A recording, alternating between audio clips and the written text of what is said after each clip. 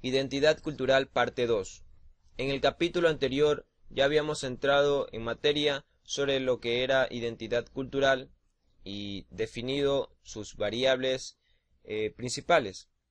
Ahora vamos a profundizar un poco más sobre ciertos aspectos que engloban este concepto. Recordemos primero que identidad cultural hacía referencia a un conjunto de valores, orgullos, tradiciones, símbolos, creencias y modos de comportamiento que son propios y distinguen cada grupo social. Dentro de identidad cultural teníamos dos subtemas. El uno de ellos era patrimonio cultural, identidad y ciudadanía, quien representaba la herencia o la propiedad de un territorio o una nación. Se dividía en patrimonio cultural, quien está formado por los bienes culturales que la historia le ha dejado a un país. Esta herencia es el claro testimonio de su existencia de un pueblo y su visión del mundo. Estaban los tangibles y los intangibles. Por otro lado, teníamos el patrimonio natural, quien tiene un valor relevante desde el punto de vista estético, científico y medioambiental, compuesto por formaciones geológicas, lugares, paisajes naturales, reservas de la biosfera, monumentos, parques nacionales, santuarios.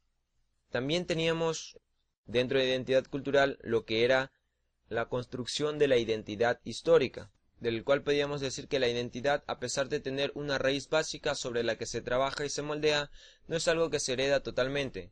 Como todo en la vida sufre una evolución provocada por hechos o fenómenos que van cambiando la historia. En algunos casos será un cambio imperceptible como la elaboración de una comida tradicional, pero en otras ocasiones serán cambios muy drásticos como las guerras, entre otros. Decíamos también que la identidad no es algo inmutable, sino que se transforma continuamente.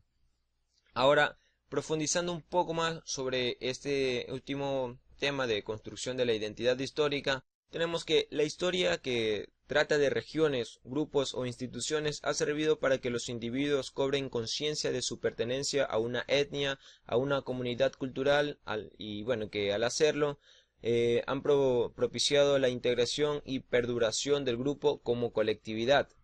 Recalcando un poco que, bueno, que también al hacerlo se le otorga un sentido y a la vez le ofrece una forma de perdurar en la comunidad que lo trasciende, debido a que la historia es también una lucha contra el olvido, como dicen en algunos escritos. Una de sus características también se encuentra que favorece la cohesión en el interior del grupo, refuerza las actitudes de defensa y lucha frente a grupos externos.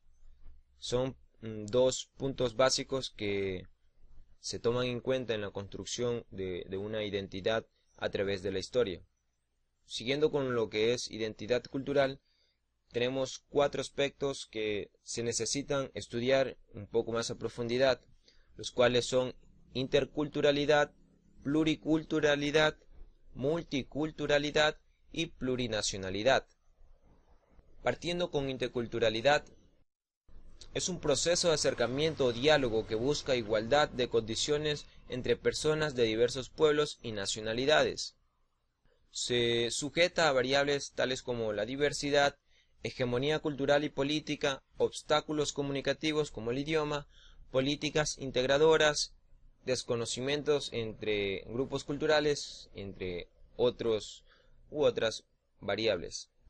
Otras características de la interculturalidad tenemos que, bueno, es la interacción entre culturas, también es el proceso de comunicación entre diferentes grupos humanos con diferentes costumbres, siendo la característica fundamental la horizontalidad, es decir, que ningún grupo cultural está por encima del otro, promoviendo la igualdad, integración y convivencia armónica entre ellas. Como nota, debemos tener en cuenta que la interculturalidad se refiere tanto a la interacción cultural a nivel geográfico y cultural, como en cualquier situación donde se representen diferencias de cualquier tipo. Así llegamos a pluriculturalidad.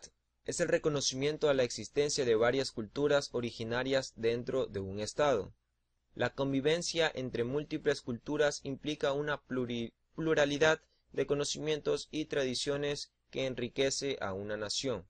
Si dicha convivencia no es pacífica ni se desarrolla en armonía, el concepto puede pasar a implicar algo negativo. Relación entre interculturalidad y pluriculturalidad. Bueno, toda cultura es básicamente pluricultural. Se ha ido formando y se sigue formando a partir de los contactos entre distintas comunidades de vidas. Los intercambios culturales no tendrán todas las mismas características y efectos, pero es a partir de estos contactos que se produce el mestizaje y la hibridación cultural. Multiculturalidad. Es el reconocimiento no sólo de la existencia de culturas originarias, como las que se ha hecho mención, sino de la variedad de las mismas, como culturas urbanas, roqueros, culturas juveniles, generacionales, etc. Se caracteriza principalmente por trabajar por la eliminación de los prejuicios y estereotipos sociales, promover la convivencia armoniosa entre culturas, buscar la tolerancia de las diferencias y fomentar los intercambios entre los distintos grupos culturales. Plurinacionalidad. Es el reconocimiento de la existencia de varias nacionalidades dentro de un Estado. En el plurinacionalismo, la idea de nacionalidad es plural, como su palabra lo indica, lo que significa que hay varias naciones que forman un cuerpo dentro de una comunidad organizada.